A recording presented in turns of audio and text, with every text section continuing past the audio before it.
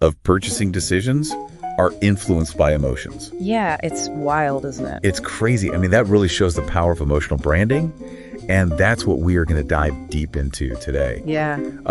Looking at the document, Guion 3, Creación de Mensajes de Marca que Conecten Emocionalmente.pdf. Right. So if you're listening and you want to make your brand stand out and, actually resonate with people on an emotional level, yeah, buckle up. It all starts with connection, right? We're not just looking for a one-time buy. Right. We want to build that relationship. Exactly, like a lasting relationship with the customer. Absolutely. So we need to move beyond thinking about just the transaction and, consider the long term. Absolutely. So how do we do that? Well, the key really is understanding your target audience. Right. Like really knowing your audience. Deeply understanding them. Yeah. Because, the source material talks about it's crucial. The importance of knowing your audience. It is. So what does that mean? Like, what makes them tick? Yeah. What are their aspirations? Yeah. Their values? All of that, right. We have to go beyond basic demographics. Yeah. It's not enough to know their age or their income. Right. We need to delve deeper into their psychographics. Yeah. Understanding their values, lifestyles, what truly motivates them on an emotional level. So it's about going beyond the surface level. Way beyond the surface. Yeah, and tapping into like what drives them. Exactly. Yeah. And there are a lot of ways to look at those emotions. Like I was reading about the emotional branding wheel. Oh, yeah. And it breaks down, emotions into those different categories like joy and trust and fear and surprise. And I think brands are strategically targeting these. Oh, yeah. To like elicit specific responses from us. Absolutely. I think a great example of that is Nike. Yeah. I mean, think about their slogan, just do it. This isn't just about selling shoes, right? Right.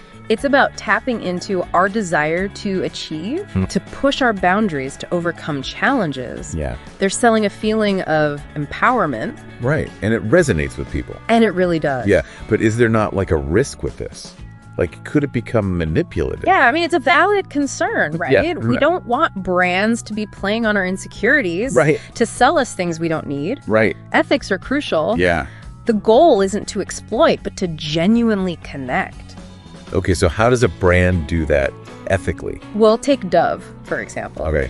They've built their brand around this idea of self-acceptance and real beauty. Right. And it really challenges those unrealistic beauty standards that are out there. And that message really resonates. Especially with their target audience. Especially with their target audience. Right. So there has to be authenticity. Oh, absolutely. Because people can spot a fake rail a mile away. 100%. Consumers are smart. Yeah. They can tell when a brand is being genuine or just trying to make a quick buck. Versus just trying to get you to buy something. Exactly. So building trust is absolutely paramount. So we've talked about these big brands. Right. What about personal branding? Oh, that's an interesting one. Yeah. How does this all apply to us as individuals? I think it's just as relevant, if not more so. Really? Yeah.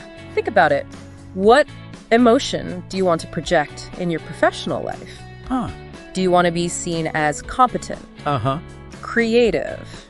Trustworthy? Okay. Yeah. Your personal brand is the sum of all those perceptions. So you're saying it's not just about, our skills and experience. It's more than that. It's about how we make other people feel. It's about the feeling. Wow. Think about somebody you admire professionally. Okay. It's not always just their technical skills, right? Yeah. It's their energy, their passion, their ability to inspire you. That's interesting. That's the power of that emotional connection. Yeah, this whole conversation has been pretty eye-opening.